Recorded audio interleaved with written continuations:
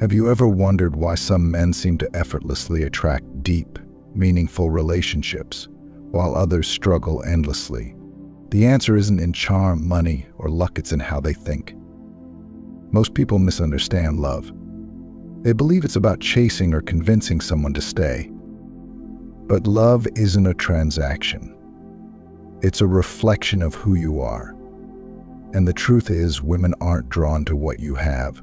They're drawn to who you've become. Mastery of yourself is the key, and that's where Stoicism comes in. Today, we'll uncover the profound connection between Stoic principles and the psychology of women. We'll explore how self-control, emotional stability, and clarity of purpose form the foundation of attraction and love. This isn't about tricks or tactics. It's about a mindset shift that creates real, lasting change in your relationships and life. Before we dive deeper, don't forget to subscribe to this channel. Here we focus on timeless wisdom that can transform your modern challenges, whether it's in love, career, or personal growth. Let's face it, relationships today are complicated. Social media tells us what love should look like. Unrealistic expectations pile up, and communication feels like a battlefield. Sometimes it feels like no matter how hard you try, you're either misunderstood or falling short.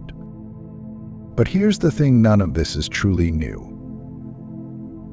For centuries, people have faced the same fears, insecurities, and misunderstandings in love and relationships.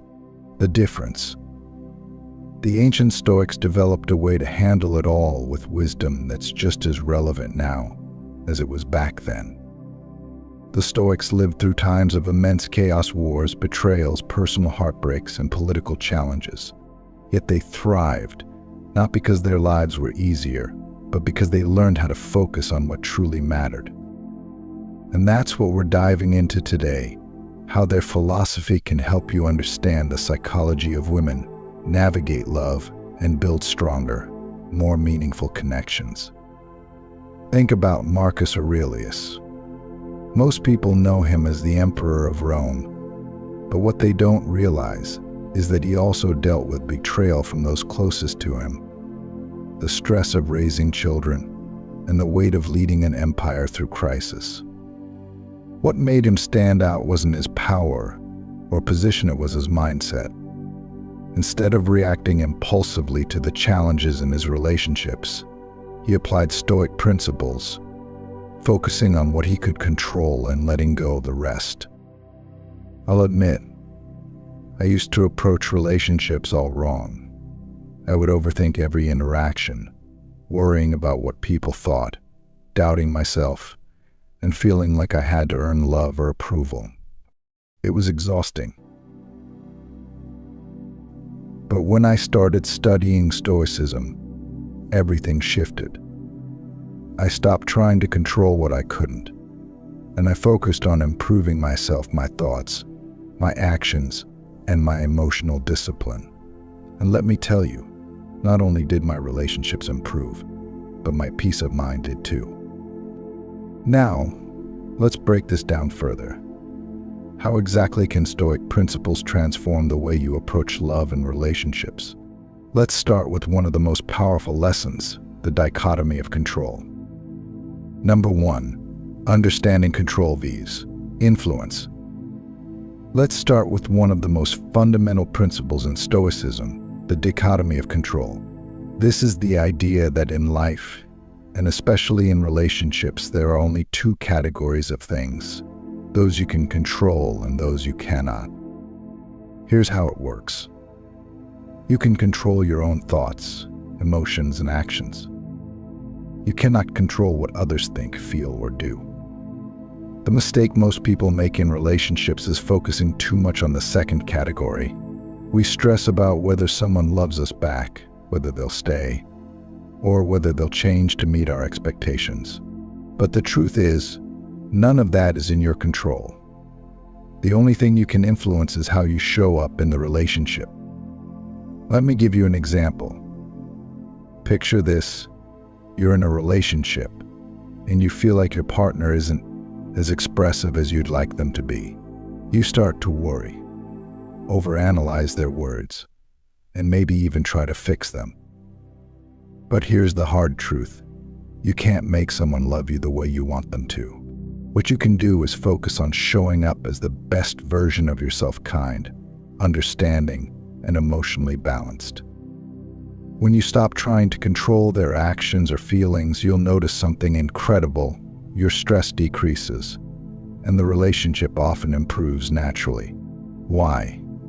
Because people are drawn to confidence and self-mastery, not desperation or overthinking. Take a moment to reflect. Think about a time when you stressed over someone else's actions, maybe a partner, a friend, or even a family member. What did you gain from that stress? And how could things have been different if you'd focused instead on controlling your response? Drop your thoughts in the comments. I'd love to hear your stories. Number 2, emotional detachment. Let's move on to another profound Stoic principle, emotional detachment. Now, don't misunderstand this. Detachment doesn't mean being cold or indifferent. It means loving deeply while maintaining inner peace. The Stoics believed in appreciating people and experiences without clinging to them. Why? Because nothing is truly permanent. Relationships change, people grow apart, and life is unpredictable. If your happiness depends entirely on external things staying the same, you set yourself up for constant disappointment. One of the most striking examples of this comes from the Stoic philosopher Seneca. He once said, "Nothing is ours, everything is on loan." He lived this principle even when faced with personal loss. Seneca taught that we should cherish what we have, but never become so attached that we lose ourselves if it's taken away. Imagine loving someone with all your heart, but being so grounded that even if things change, whether it's a breakup, distance, or the passage of time, you remain at peace. That's not indifference. That's strength. Here's something you can practice today. The next time you feel overwhelmed by emotions, whether it's fear of losing someone, jealousy, or even anger, pause and ask yourself, is this helping me, or is it consuming me? By separating your emotions from your identity, you'll start to feel a sense of clarity and control. Number 3, building inner resilience. Let's talk about resilience, the ability to stay grounded and strong, even when life or relationships throw challenges your way. The Stoics were masters of building inner strength. They believed that resilience wasn't just about enduring hardships, but about preparing for them mentally and emotionally before they arrive. Marcus Aurelius once wrote, "You have power over your mind, not outside events.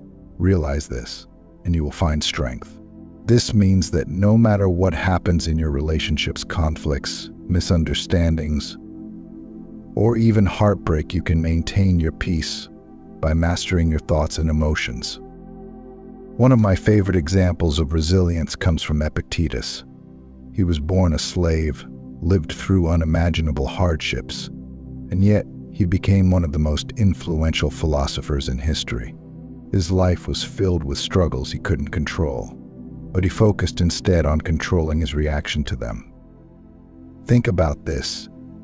If a man who had no control over his freedom could find peace and fulfillment, what's stopping us from doing the same in our relationships? Resilience is about training your mind to stay strong, regardless of external circumstances. Here's a practical exercise you can start today. Spend 2 minutes each morning visualizing potential challenges you might face during the day: an argument, rejection, or even just a tough conversation. Then, mentally rehearse how you'll respond with calm and grace. This practice, called negative visualization, was a core Stoic exercise that helps you stay composed when the unexpected happens. What's one situation in your life right now that feels overwhelming? How might you approach it differently by focusing on your mindset rather than the outcome? Let me know in the comments. Number 4, practicing gratitude and acceptance. Gratitude and acceptance are often overlooked but essential Stoic practices in relationships. The Stoics taught that instead of yearning for what we don't have or trying to change others, we should focus on appreciating what's already in front of us. Epictetus said, "He is a wise man who does not grieve for the things which he has not, but rejoices for those which he has." This mindset can completely shift the way you approach relationships. Instead of fixating on what's lacking, you start to value the small moments, the efforts, and the connections you already have. There's a story about Marcus Aurelius where, despite the immense pressure of ruling an empire, he would take time to reflect on the simple joys of life as family, the beauty of nature, and even the challenges he faced. He saw them not as burdens, but as opportunities to grow and be grateful. Imagine bringing this mindset into your relationships. Instead of criticizing your partner or feeling frustrated by their imperfections, what if you chose to focus on the things you admire about them? Gratitude shifts your perspective and deepens your connection. Try this. At the end of each day, write down 3 things you appreciate about your relationships. They don't have to be grand gestures, small moments like a kind word, a shared laugh, or even just their presence. Over time, this practice rewires your mind to focus on the positives rather than negatives. Up next, we'll dive into the 5th and final pillar of Stoicism and relationships: living with purpose and aligning your actions with your values. This is the key to attracting the right people into your life and creating meaningful connections. Let's continue. Number 5, living with purpose and aligning your values. The 5th and final pillar is perhaps the most transformative: living with purpose and aligning your values. The Stoics believed that living a good life meant living in harmony with your core values: virtue, integrity, and reason. In relationships, this means knowing who you are, what you stand for, and what kind of relationships align with your purpose. When you live with intention, you naturally attract the right people into your life and filter out those who don't align with your values. Think about the story of Marcus Aurelius again. Despite being surrounded by corruption and betrayal, he never compromised on his values. His meditations reflect his constant effort to live with virtue, kindness, patience, and wisdom even in the face of adversity. Now apply this to modern relationships. How often do we compromise our values just to please others or avoid conflict? The truth is, when you stay true to who you are, you create relationships built on mutual respect and authenticity. Living with purpose in relationships starts with clarity. Ask yourself these questions. What are my core values in a relationship? What kind of partner or friend aligns with these values? Am I living in a way that reflects what I seek in others? If you value honesty, for example, are you being completely honest in your interactions? If you value kindness, are you practicing it daily? Aligning your actions with your values is the foundation of meaningful connections. Here's a simple exercise. Take out a piece of paper and write down your top 3 values when it comes to relationships, things like trust, communication, or shared goals. Then, for each value, write one small action you can take to embody it more in your daily life. For example, if you value communication, commit to being more open about your feelings. If you value trust, focus on keeping your promises, no matter how small they seem. Throughout this video, I've asked you to reflect on your own life. What's one thing you've been stressing over that's beyond your control? How can emotional detachment bring you more peace? What value do you prioritize most in your relationships? Take a moment to revisit these questions and share your thoughts in the comments. Your insights could inspire someone else. Let's quickly recap the 5 pillars we've explored today. Focus on what you can control, not what you can't. 2. Love deeply, but without attachment. 3. Build resilience by training your mind to face challenges calmly. 4. Practice gratitude and acceptance in your relationships. 5. Live with purpose and align your values with your actions. These principles are simple, but they're not always easy. Start small, pick one pillar and focus on applying it to your relationships this week. It could be as simple as writing down your values or taking a deep breath the next time you feel overwhelmed. Now, I want to hear from you. What's one Stoic practice you're going to apply this week? Share your thoughts in the comments below. And if you found value in this video, give it a thumbs up to help more people discover this timeless wisdom. And don't forget to hit that subscribe button and turn on notifications for weekly videos that help you thrive in life, love, and everything in between. Share this video with someone who needs a little Stoic wisdom in their relationships.